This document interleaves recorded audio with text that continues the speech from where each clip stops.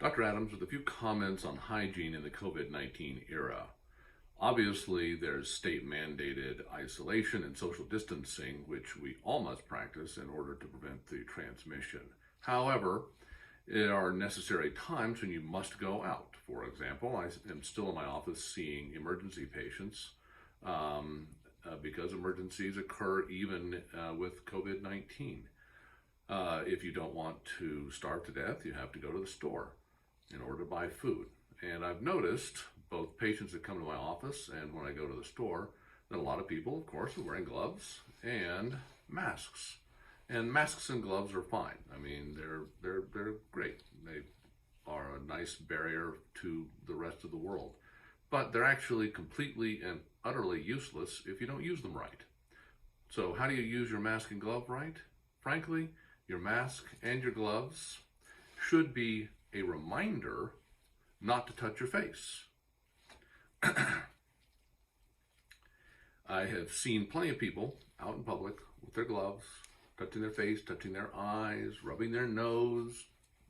I even had a lady in my office touching her lower lip with her gloves. The gloves probably have touched something else.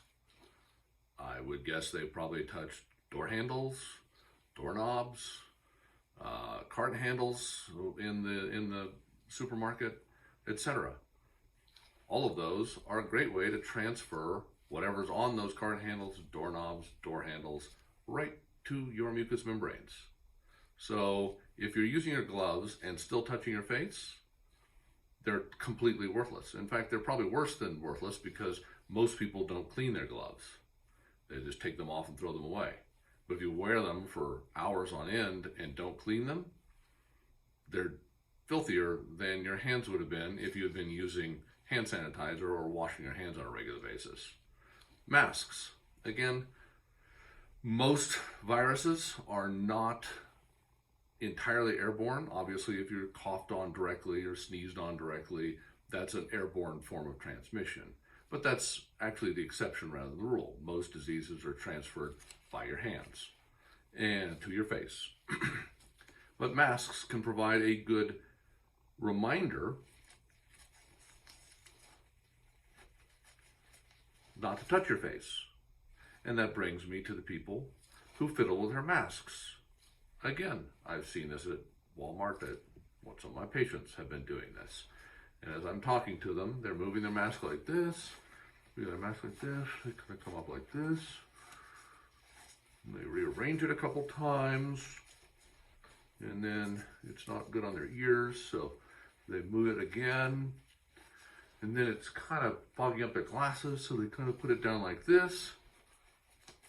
All that fiddling with the mask is inoculating your face with everything that's on your hands. So the gloves only are a benefit if they remind you not to touch your face, and the mask is only a benefit if it reminds you not to touch your face.